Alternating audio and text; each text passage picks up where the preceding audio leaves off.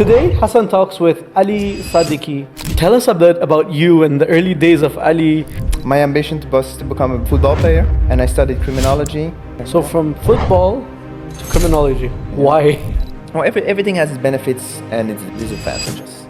Or what would you tell someone that's about to start their life, just jumped out of a bachelor degree, wants to get into a business? What do they need to do? Don't believe in pitches. You can make their life easier, they will make your life easier. Today's market is very unpredictable. How can you establish something like that? As long as I keep developing myself and I keep challenging myself. Where would be your ultimate favorite country? I feel at home here.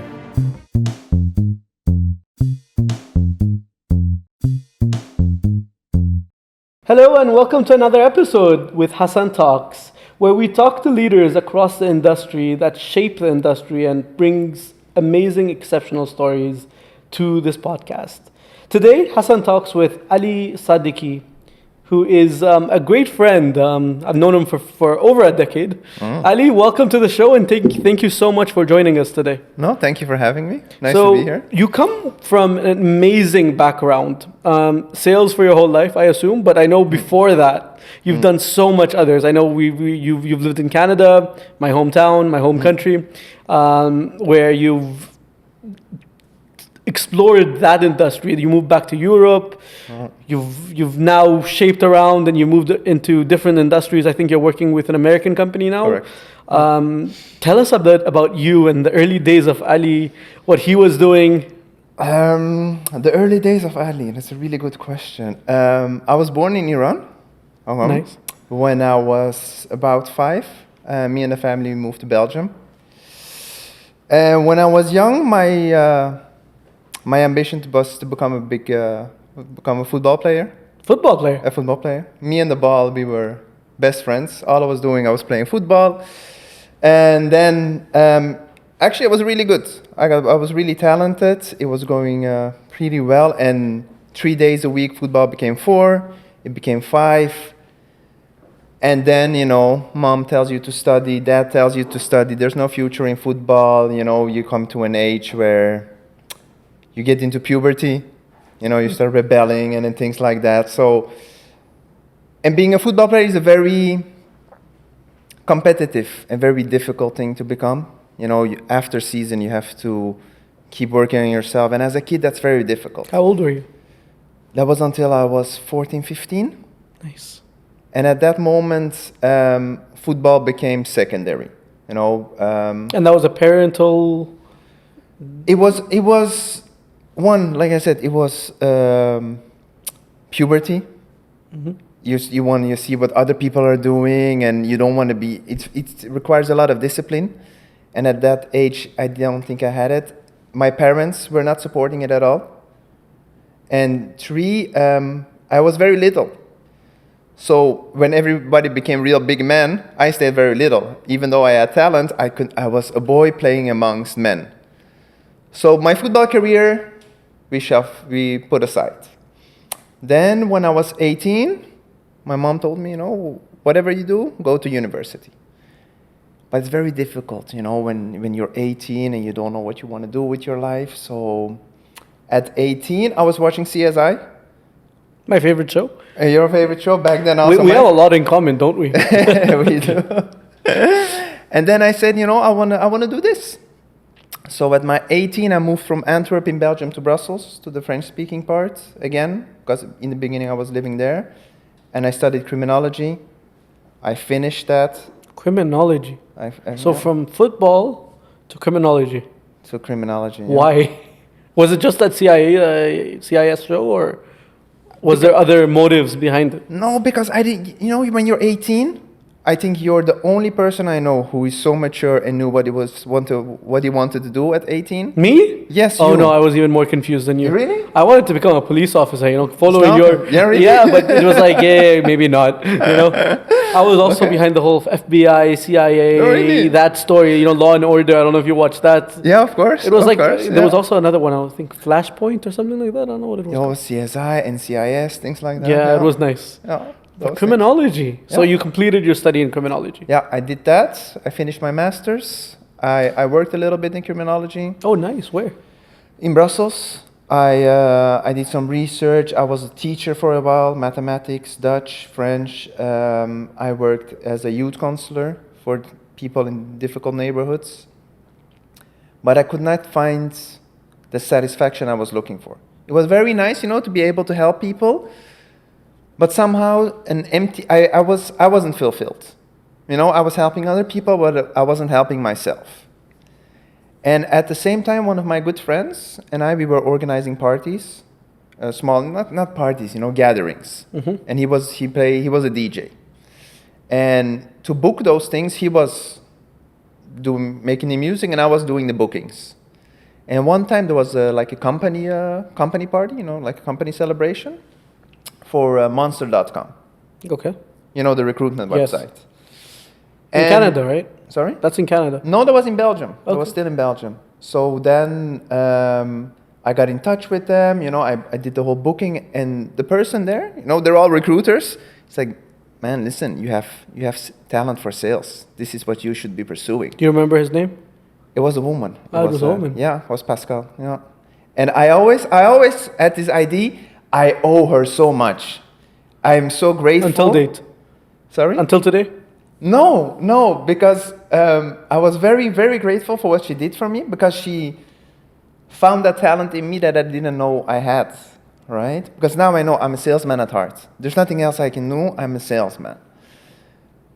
But then I found out that she sells that to everyone. She just, she just wanted to get the commission. How did you find that out?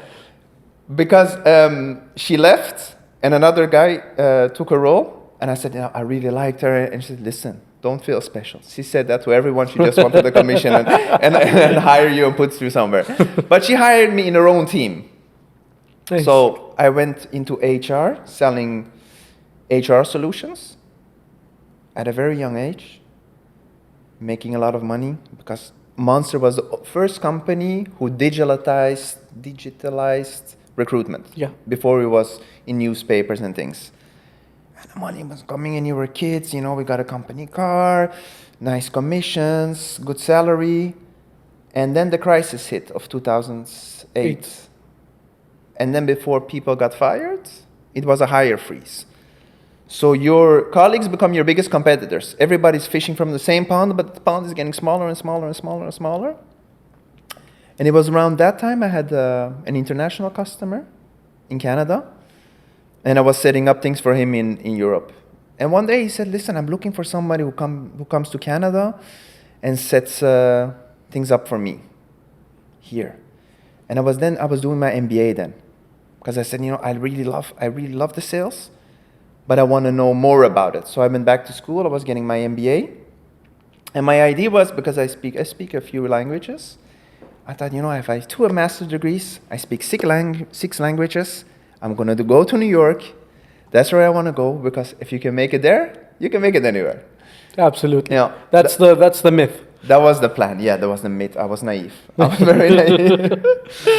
So at that age... How old were you at that time? Don't worry, no one will do the math. No. How old was I? 25 something? 26 something? 26, okay. Yeah. And I said, listen, Peter, I'm finishing my studies, and I have a life here. He said, listen, Toronto is New York of Canada. You speak English, you speak French, I'll sponsor you. I get you a flat. Just come here and set Europe up for me. So I thought about it, and I went. I had some single family bachelor, yeah, going to Toronto. Yeah, going to Toronto. Oh, horrible. I think, horrible. Nice. So you go to Canada, new country. First time, I assume you go to Canada that time? Second time. I had visited my uncle one time. Okay, yeah. nice. So you go there, completely different. It's not Europe anymore. No. How was it? I mean, I'm sure it wasn't easy. No, you have to adapt, especially when you come for Europe. And I always say, in Europe, people work to live. You get 25 holidays. It's more a socialistic environment. While Canada is not as capitalistic as the US, but you start with 5 holidays. It's a fast-paced life, but your salary is also much higher. Well, everything has its benefits and its disadvantages.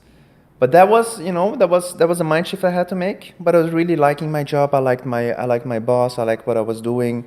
It was IT solutions, so completely different from what I'm doing now. I was there a bit more than 2 years, and then due to personal family reasons, I had to come back. And I said, I don't want to go back to Belgium. I want to go. Why not?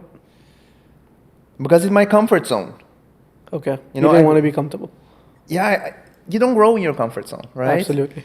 And it wasn't what I was looking for. I want to be challenged. So instead of Belgium, I said, because we had some things in the family, I don't want to go too far, because my options were Dublin, Ireland, London, Malta, and Amsterdam. I thought Amsterdam is the closest, be close to the family. So I went to Netherlands, first to Rotterdam. And I didn't have anything. For the first time in my life, I didn't have a job. So through a friend, I started a program to become a business consultant. Interesting. I didn't know about this part. Oh yeah, here you are. This is new. I was planning to become a business consultant. So it was a training you had to go through, and that training would only start in January, and it was then August or something. Just the mid, still in the summer. I said, okay, what am I gonna do from now until then? So I went to like a recruitment agency. I said, I'm looking for a job. I'm really serious. And they found me a job at another American company in the gift industry, where we met each other at Kick and Land. Yeah, remember that? Yeah. Yeah, those days. Those were the good days. Yep. Oh. And that was, when was that? 2013, something, 12, 13? And they told me, you can become a sales rep, sales representative. We give you a little car for Belgium and Netherlands. It was perfect. I got a car. I got my life in Netherlands, but I could also see the family in Belgium, doing my work at the same time. And I was enjoying it, Back at the bottom, visiting shops, selling, but I was loving it. And things went so fast, so good, because before, when I worked in HR or IT, sales is completely different than product sales. You're selling a solution. Mm-hmm.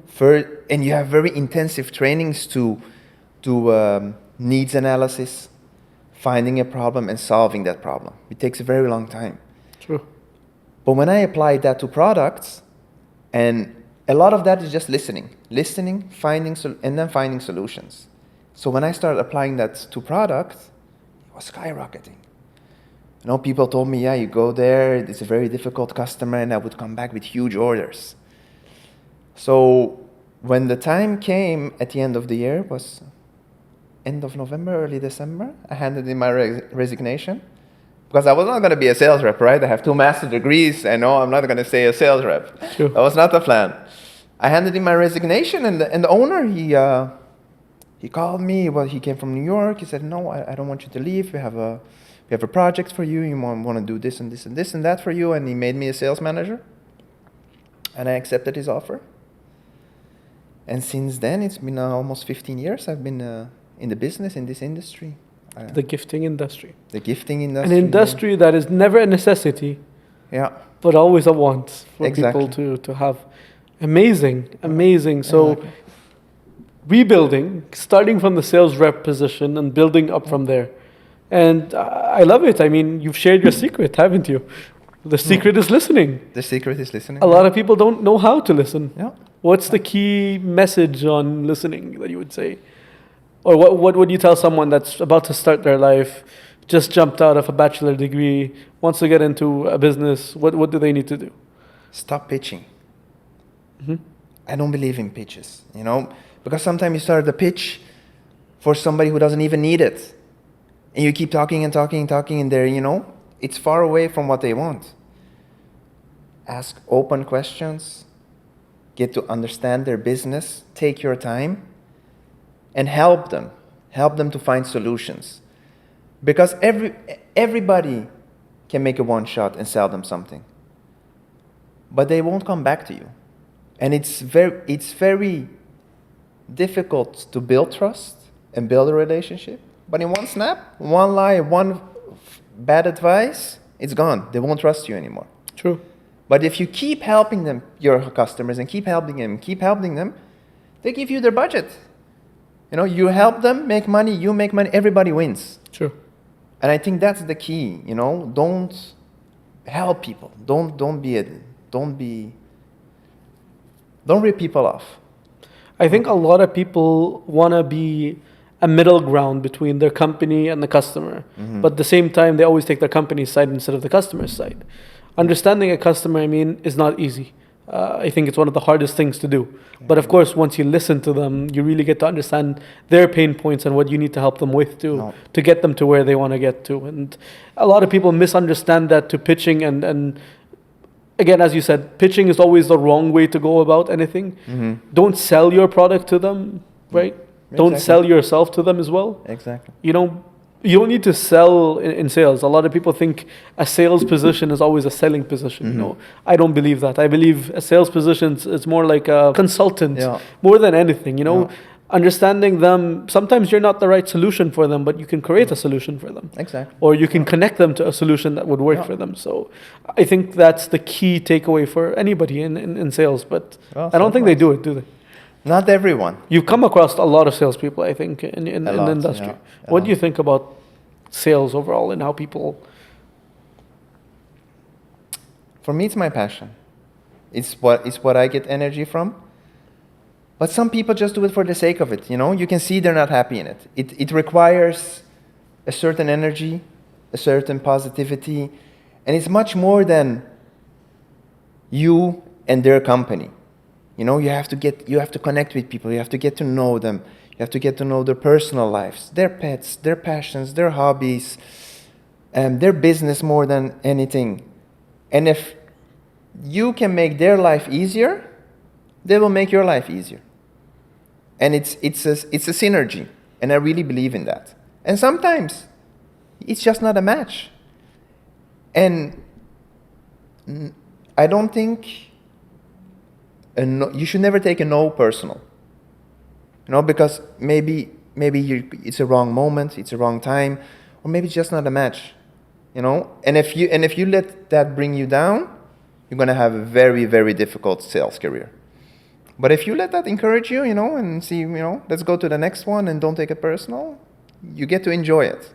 And I still, until today, I love it. There's nothing I rather do than sales.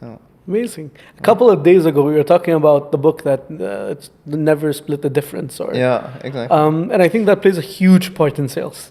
Exactly. Tell us, how did you apply that and the teachings from that book into this, into the role and into sales and into the masterpiece that you've created today? Yeah, Chris Voss, Never Split the Difference, my favorite book. Also there, it's all about empathy, it's about listening, it's about helping, it's about validating, labeling, and connecting with people. And when you have a good relationship with people, and it doesn't matter what you're in a leadership role, in a subordinate role, doesn't matter, you get so much more done together. And you get so much further just by listening. I told you, my first manager, the one who hired me, that I'm always grateful for, she said, you have 2 ears, 1 mouth. Use them in that proportion. And that's what I go by now. Amazing. 2 ears and 1 mouth. Yeah. Very strong and powerful, very short and strong and powerful message to remember and always carry with you. So when you look at leadership, you're an amazing leader. You have a team that works with you. You've had many teams in the past that I know that worked with you. And every time I come across the people that worked with you, they love working with you. For you too, huh? Don't forget, for you too. I'm learning from you, boss. So when we look at all these amazing people that work with you, how do you create that synergy or that energy between your team? I know you don't use traditional leadership mechanisms or modules with your team. You're a very basic person when you work with your team, I feel, and you can correct me if I'm wrong. 100%. But how do you balance out the deliverables that you need to give back to the company and creating their happiness and creating an environment where everyone's happy and works together? I think it's always a safe environment where people can say what they want and what they think. I think that really helps. A joyful place, not always serious, you know. Let's have fun together, but also be accountable. I don't micromanage. I let people do what they want, but at the end, we evaluate. But I don't go into details with them. I let them be, I let them grow, and if it's not working, I rather cut it short, you know, not waste too much time with it. But I like to surround myself with a lot of people. And I tell you, Hassan, also what I see from you and what I've seen here, I think I can learn a lot from your leadership. You know, it's a lot of giving, it's a lot of empowering, and a very nice atmosphere. So I'm still learning. I think you do the same. I think you do the same. I'm learning, boss. I'm learning. Now, going back to your childhood, you have a son now and a daughter. Yeah. Going back to your childhood and your ambitions of becoming a football player, your son today, if he wants to do that, what would you do? I mean, as a father, would you push him towards that? Would you bring him into sales? Would you let him do whatever he wants? Criminology, maybe? I'll tell you, it was my, you know what they always say? Don't project your dreams on your children. Let them have their own dreams. I did the complete opposite. I wanted to make a football player out of it. So we have the next football player coming up. No. So no, it wasn't. I should not have done that. But that was my dream, and he's really good at what he does. But it's football. I'll give you the example of football. It's very energy consuming. It takes a lot of time from you, which doesn't allow you to develop in other areas, right? And then imagine you get one injury, or you have a bad coach who doesn't like you. You get demotivated. You know, things can happen, and then there's no backup plan. And football does not allow you to have a backup plan, because, like I said, you know, at the end, and I was 15, I was 5 days a week. I was playing football, four trainings, one game. So other guys, I know professionals, they train like 2 times a day or something. So, Elias, no, I would not push him to become a football player. He wants to be a lawyer. He's 8 years old, and that's what he wants to do, and I really encourage that, because I know what the lawyers cost, and I paid a few. So I wish him all the best, and they have a nice job, and he's. And I also think if I didn't go in sales, I would have gone into law. You know, I think a lot of similar principles count there too. You know, listen, talk, help. So I think I would encourage him with what he's doing now. Yeah. Amazing. Being in the gifting industry for the last over a decade, I think a decade and a half now. Yeah, 15, a decade and a half. Amazing, long time. Being in that industry. I always say, you know, it's a very fascinating industry, because I started in gifting and then I went into the niche of collectibles and all that. But it's really a niche, and no one ever needs the gifting concept. You know, it's COVID time. I think things were, I don't know if things were good or weren't good, but I don't think gifting was a necessity in COVID. I don't think people would be gifting, you know, things during the COVID season. Correct me if I'm wrong, but being in that industry, it's challenging, because you're literally selling something people don't need. Like, we're in the kitchenware industry, and it's a necessity to some level to have a fry pan in your house, to have, you know, a knife. These are basic necessities for every household. And, you know, it's an all green. It will sell all year long, if not in this market, in another market shifting. But in the gifting, it's pretty much based on trends, based on basic innovations, or I don't think so much advanced innovation happens in the gifting industry. But again, it's really a niche. I know in Europe, it's people really love the gifting, but in certain parts, it's not really something big. Correct. Where do you see this industry going, and what's your insights about it? In the beginning, it was, like you say, it was a niche. It was very small. But then I think people also start to realize every day it's someone's birthday. Every day there's something to celebrate.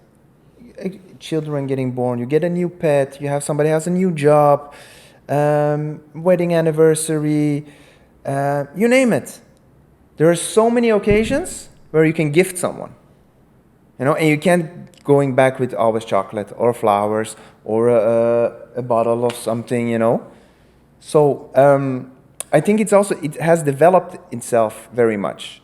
Because as you know, I also worked in home decoration. I did a bit toys and games, and I found those things much more.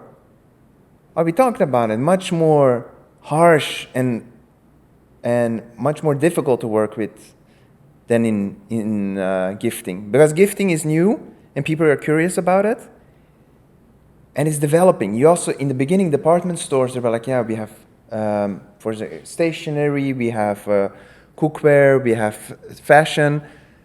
Nobody was talking about gifting. But now every big company, every big department store has a gifting department, because they see, instead of looking for inspiration, what am I going to buy for this one and that one and that one, and going to all the different departments, now there's one corner that gives you what you're looking for. A simple example is candles.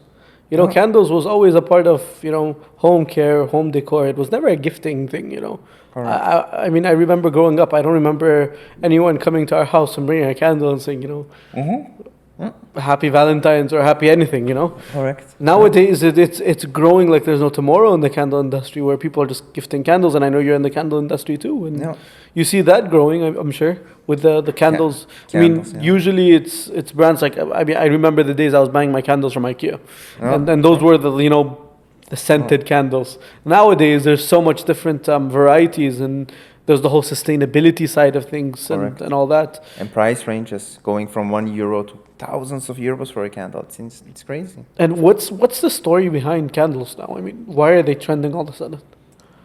Candles, it can be home decoration, but it can also be a gift. So it can be a self-purchase, or it can be a gift for someone else.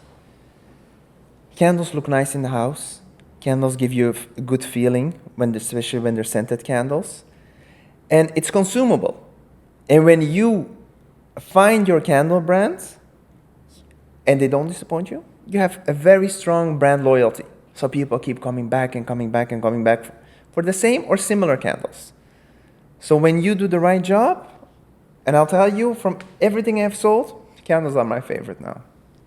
It's my my number one, yes. Let's talk a little about duckies. I know you don't do duckies, but I'm sure you've seen in Europe and overall in America as well, there's so many new store pop-ups that are dedicated to ducks. Correct, yeah. Why? What's up with ducks and in the gifting industry? I don't know. You know that. You're the duck man. I'm trying to figure it out. I mean, ducks are trending like there's no tomorrow. I mean, we sell it at Little Things, and it's a very good seller. I mean, it's a very basic product.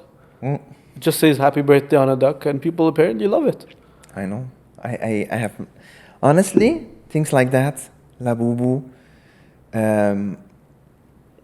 Pokemon cards. I have no idea what it does, but they sell. I think they're trends that come and go. I think while gifts and candles are something more for the long run, I think ducks and things like that, it's a short space of time, and then we go on to the next trend. But as an example, Pokemon, it's been there for years. I think you grew up with Pokemon as well. That's true. And it's something that's growing year on year, and everyone tells me there's going to be a dip next year. Yeah, and it gets stronger and stronger and stronger. Yeah, I think that's the perfect example of keep innovating yourself. It was Pokemon, the cartoon, then there were Pokemon cards, Pokemon movie, Pokemon accessories, then new cartoons, new this, new that, and they keep reinventing themselves. And my hat goes off to them, it's amazing what they do. But also, on the other hand, we've seen so many Pokemon-ish trends disappear. True. So I think there's a very strong... Do you believe in the saying that everything that goes up comes down very fast? Whatever goes up fast comes down fast. Yes. I don't think everything that goes up goes down. But I think if it goes really fast, downfall comes really quick. I really believe in sustainable growth. And how can you establish something like that on market trends? Like today's market is very unpredictable. One social media post, one influencer blows something up. You get Katy Yeah. Perry posting something, and Terrible. I don't know if you saw the Taylor Swift and the cat thing. Of course, yeah. That just took a lot of people by storm. Mm-hmm. Apparently, cats became a whole trend, and trends are coming every day. So how Yeah. do you forecast or plan in a business when it comes to that? Don't put your eggs in the same basket. Spread your risk, and that comes. And I believe in that when it comes to products. What's next for Ali? Like I said, I don't like being in my comfort zone. I like to keep developing myself, learning new things. For now, priorities are working hard, family, my health, be happy, trying my best, but only God knows. But like I said, I like to challenge myself. So the only thing that I can say in my life has been a constant, has been stable, is change. So, So change is always going to be there. change is always be there. And I think it's one of the best things that happen to a human. Yeah, I agree. A lot of people misunderstand when I say that. They think that it's always changing jobs or something like that. I don't think it's always about changing jobs. For me, I believe in change. I love change. So every time I feel like I'm not comfortable anymore, I would switch off my office, switch it up, change the direction of my table, change Very the nice. whole shelving. Those small things actually have a huge impact. I agree. And change is absolutely needed in every organization to grow and every person to grow, I think. Self-development only happens when change happens. Correct. And when you challenge yourself for things that you don't think are possible. Oh. So, yeah, I mean, you're in the gifting industry. Are you planning to stay in the gifting industry? Change the gifting industry? Yeah, I don't know. Create a new industry, maybe? I don't know what's happening. Even the world is changing so fast. Going back to my first job, we were faxing contracts. Then internet, AI, smartphone. We had the little mobile phones. Now you have your smartphones, so you can do everything with. Now there's AI, there's ChatGPT. I think it's also how we adapt to those changes. If you go along with it, you cannot stay behind. And as long as I keep developing myself and I keep challenging myself, I go that direction. And I don't know what's going to happen in the coming future. Only in the God near future. knows. Only God knows. But, Amazing. And being in your lifestyle, where you literally live out of a suitcase, in hotels, in and out.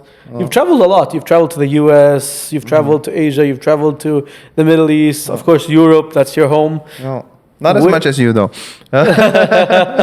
Where would be your ultimate favorite country you've been to? Here, UAE. Dubai. Why? I feel at home here. Home. I feel at home here. Interesting. Yeah, it's culturally, spiritually, culinary. I was born not far away from here, right? Few hours. Few hours, and traveling the world and seeing different things, seeing little things. No, I think this, and not only me, my wife the same. When we come here, we feel comfortable. It's safe. It's clean. It's nice. It's a nice place to be. The only thing I'll tell you, as you know, the only thing I miss here is the outdoors. It's a lot indoor, and you don't move much and you don't walk much. But furthermore, yeah, this is how it for me. It's a feeling. I cannot explain it. It's a feeling. This is. I totally agree. I mean, I travel, as you know, a lot, and I get to see a lot of different countries. I mean, every country has its beauty, but to call a place home, I think Dubai is a benchmark, is a destination. It's welcoming. It's convenient for everyone. It's safe, and having an environment with all these different aspects and put together, living a safe, happy life. Is something that's hard to find today. I mean, third world countries are safer than major cities today, and people always question what's going on. In one of my podcasts that I've done, I made a statement saying that looking at branding and marketing here in the Middle East and comparing it to Europe and certain parts of America, for example. It feels like the marketing that's being done in those places are marketing for third world countries. while the Middle East has really grown, and people think it's gas money or oil money, but reality, there is a lot of amazing talent here, and there's a lot of awareness of how they're spending their budgets and how they're putting it. They've created an environment that's friendly, that's open for everyone. You know, the whole people though it's tax free. Yes, it's tax free, but at the same time you have to take care. I mean, in Dubai, as you know, it's a major city, so you need to either run or you will not actually achieve anything here. So Dubai is known for that. And it's created that environment. If you're here for holidays, you can see the vacation mode of things. But then if you're here for work, there's a whole environment of, you know, opportunities and things that you can do. So I think Dubai is a beautiful place. I love it the most. I think you've explored it. I know that you come here every holiday you get. Exactly, yeah. And it's like your second home already. I think it's been a year since you've started flying over constantly, right? Yeah, I think last time I was here was January or something, no? Yeah, but this is my second time this year. I remember when you were with Kickerland, you came once? Yeah. Or you didn't come? Yeah. You did come, right? Once? Yeah, one time. That was the first time, yeah. We went to Wadi Wadi. Yeah. Amazing memories. Well, thank you so much for joining today's podcast. If someone wants to reach out to Ali and get to know him better, is it LinkedIn that they should reach out? Yeah, LinkedIn. And what would be your handle on LinkedIn? So Ali Sadeghi. Ali Sadeghi. Perfect. No, happy to work. Ali, thank you so much for sharing your journey with us. And what stands out to me is your ability to blend cultural insights, brand storytelling, and a commercial strategy into one vision. For anyone listening today, remember that your career is a journey of chapters. And as Ali has shown us, when you lead with both passion and adaptability, you don't just sell products, you build connections that last across markets and generations. Until the next episode, it's been a pleasure being a part of this one with Ali. Keep going, keep growing. Adios. Thank you for having me. Thank you, Ali. Before we go. Thank you very much.